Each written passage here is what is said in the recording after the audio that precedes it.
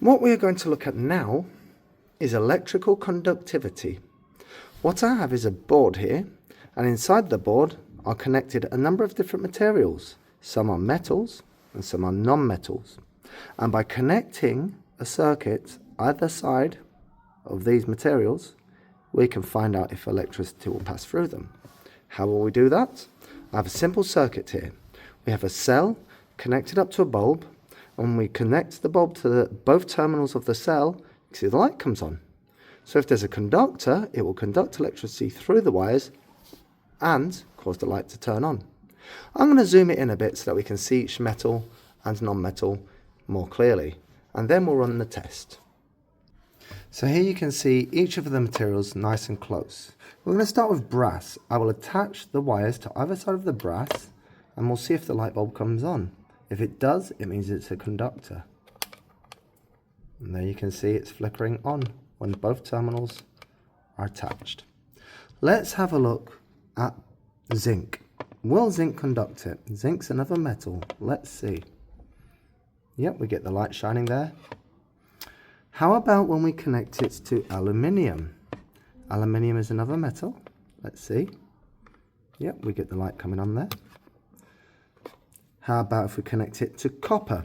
Well, you can probably predict what will happen here. Most electrical wires are made of copper. There we go. Once we connect it to iron. Iron is another metal.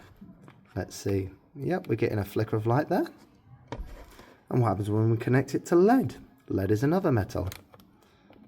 And again, there's a little flicker of light there, showing the current is flowing.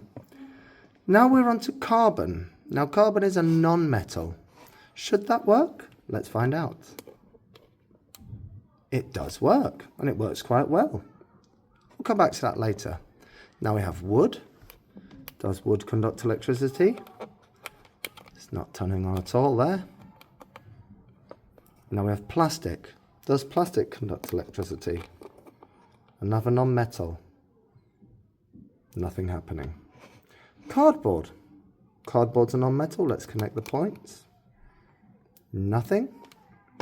Felt cloth. Does this conduct electricity? Nothing. And finally rubber. Does it conduct electricity? Another non-metal? No. So what we saw was, if we use a metallic substance, brass, zinc, aluminium, copper, iron, lead, they all conduct electricity.